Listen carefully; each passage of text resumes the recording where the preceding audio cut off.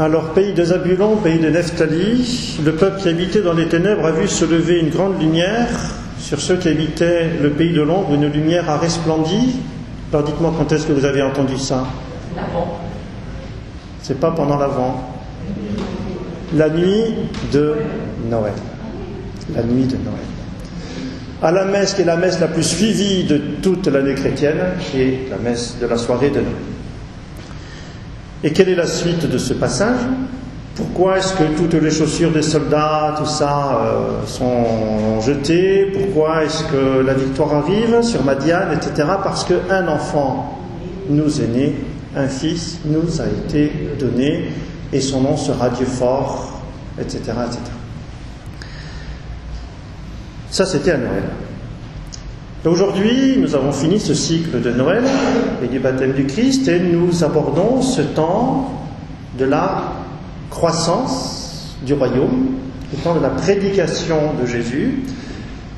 Et Jésus commence sa vie publique avec cette page de Saint Matthieu aujourd'hui au chapitre 4. Il commence sa vie publique et Saint Matthieu va chercher cette prophétie d'Isaïe pour dire c'est maintenant que, entre autres dans cette région de Zabulon, Nephtali, Capharnaüm, lac de Tibériade, c'est là que désormais va commencer de rayonner cette lumière qui va rayonner sur quelques harmoniques, la prédication de Jésus et son enseignement, les démons qui sont chassés et les malades qui sont guéris. Alors ça nous amène à voir un même mouvement qu'il y a dans les trois lectures. Il y a la nuit, il y a une lumière, et cette lumière, c'est l'Emmanuel, le Dieu avec nous. Première lecture.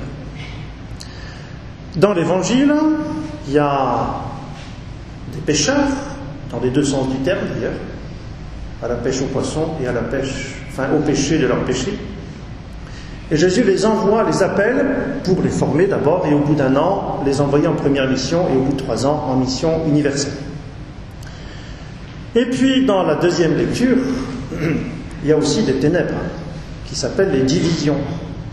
Saint Paul dit aux gens de Corinthe, il paraît que chez vous, il y a des disputes. Mais à Bologne, ça n'existe pas. Donc, il y a des divisions, et quelle est la solution que Saint Paul dit aux Corinthiens pour surmonter ces divisions? Il leur dit, allez évangéliser, partez en mission. C'est très clair, c'est la succession de ces quelques lignes. Vous divisez, moi je suis du parti d'Apollos, de Pierre, de Paul, de Jacques, de qui vous voulez. Non, dit Saint Paul. Allez évangéliser, partez en mission, respirez, au lieu de vous regarder le nombril en quelque sorte. Alors, ça n'existe pas à Bologne, mais enfin j'aimerais quand même dire 2-3 choses. Je ne sais pas si je peux, non? Bon, voilà, on peut toujours dire. Bien. Pendant tout un moment,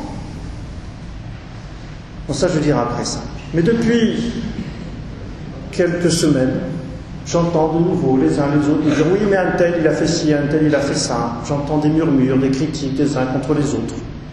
Bon, c'est un peu le signe que ça tourne en rond. Et inversement, il y a 1 an et quelques semaines, quand je vous avais envoyé pour l'Avent, il y a 1 an et demi, porter des chapelets un peu dans tous vos quartiers, ça s'est exprimé, ça s'est réalisé de manière assez variée selon les uns et les autres et selon vos quartiers. Mais en tout cas, ce qui est clair, c'est qu'il y a eu des retours extraordinaires où vous avez respiré, et là, de manière extrêmement significative, pendant 2-3 mois, je n'ai entendu personne dire du mal d'un voisin. Parce qu'on avait respiré en allant en mission. Parler de Dieu aux autres. Allez évangéliser, sans tarder, allez dire à vos amis, je suis la voie, le chemin, la vie, etc. Bien. Puis alors j'ai appris il y a quelques jours quelque chose qui m'a scié. Un dimanche où je n'étais pas là. C'est pas très souvent quand même, je vous avoue. Mais enfin, les obligations du ministère et de la vie font que quelquefois on n'est pas là. Et donc il y a un prêtre qui vient me remplacer.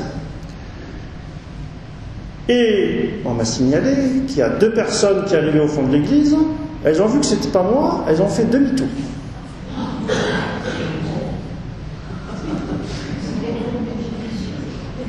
Alors là, j'ai été scié, parce que pourquoi vous êtes ici à la messe? Si c'est pour moi, allez vite vous mettre au chaud. Si vous êtes là parce que j'ai bonne mine, moi j'appelle l'évêque cet après-midi, je demande ma mutation directe. Ah non mais si. Ah si. Parce que vous ne venez pas à l'église pour le curé quand même. Pour qui vous venez à l'église? Pour lui, Jésus. Et inversement, enfin je ne sais pas, mais j'imagine qu'il y en a peut-être 2 ou 3 que ma tête ne leur revient pas et qui ne viennent pas à la messe. C'est pas mieux, dans un sens comme de l'autre. Vous ne venez pas à la messe pour la tête du curé. Je répète, vous ne venez pas à la messe pour la tête du curé.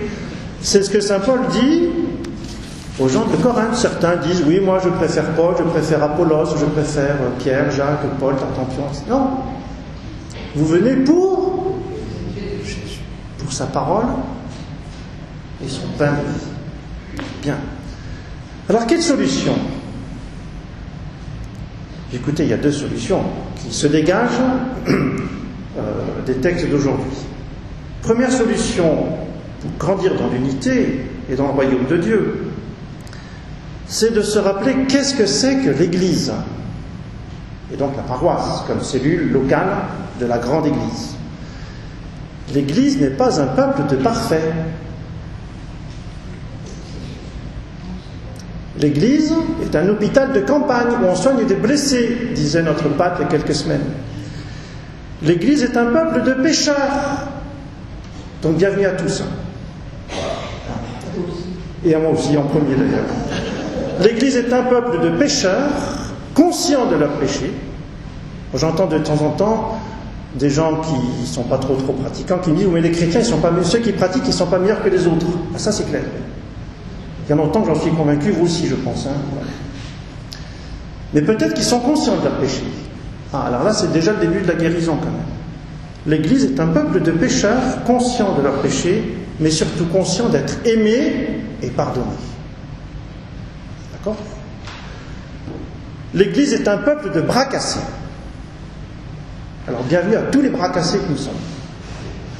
Et l'Église est un peuple de pauvres qui accueillent le salut. Et vous vous rappelez que Jésus va manger chez les publicains, les pécheurs, les prostituées, les alcooliques, les drogués, tralala. C'est quand même bien marqué dans l'Évangile. Les drogués, les alcooliques, moins, pas directement, mais enfin, on imagine. Qu'est-ce que Jésus nous dit quand il va voir justement Lévi, Matthieu, juste après son appel, où il fait un grand repas avec toute la racaille de Capharnaüm? Je ne suis pas venu appeler les bien portants, mais les malades. Je ne suis pas venu appeler les juifs, mais les pécheurs. Voilà. Et donc vraiment, reprenons conscience que nous sommes tous de pauvres pécheurs, déjà pardonnés, ou en chemin vers le pardon. En tout cas, nous sommes tous de pauvres pécheurs, et moi le premier. Et puis il y a une deuxième solution qui se dégage du texte d'aujourd'hui pour respirer. C'est justement partez, allez en mission, au lieu de vous regarder les uns les autres et de tourner en rond dans un petit milieu, microcosme, on finit par vite faire le tour et avoir vite ses limites. Allez évangéliser, partez en mission. L'Église n'existe que pour évangéliser, nous dit Paul VI dans sa grande lettre sur la question, et nous redit tous les papes depuis toujours. L'Église n'existe que pour évangéliser. Si l'Église est une belle association où on se réchauffe entre soi, non, surtout venez plus. Allez faire des clubs de ceci ou de cela chez vous, très bien, mais ça c'est pas l'Église. D'accord ? L'Église n'existe que pour évangéliser. Et quand on va évangéliser, c'est pas nous-mêmes que nous allons prêcher aux autres. Ça serait du prosélytisme. Nous n'allons pas nous porter nous-mêmes aux autres. On a trop de limites, on est trop conscient de nos faiblesses. Nous allons porter Jésus. Voilà.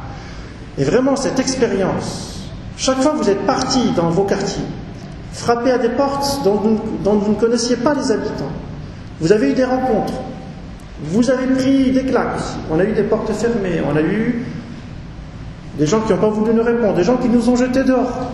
En tout cas, on a respiré. Je me trompe ou pas ? Voilà. Alors on va de nouveau respirer avec 2 grandes occasions qui se présentent. Il y a d'abord, actuellement, plusieurs personnes qui sont venues me trouver au bureau, avec qui on a eu de longues conversations, et qui me disent, voilà, maintenant je voudrais revenir à l'église. Eh bien, ouvrons les yeux et accueillons-les. Il y aura peut-être des piercings, des tatouages, des crêtes de punk et compagnie, je vous préviens quand même. Non, mais je parle très sérieusement en plus. Quand ils vont arriver, ne regardez pas avec des fusils dans les yeux. Bienvenue au club. Tu es peut-être pêcheur, mais moi aussi.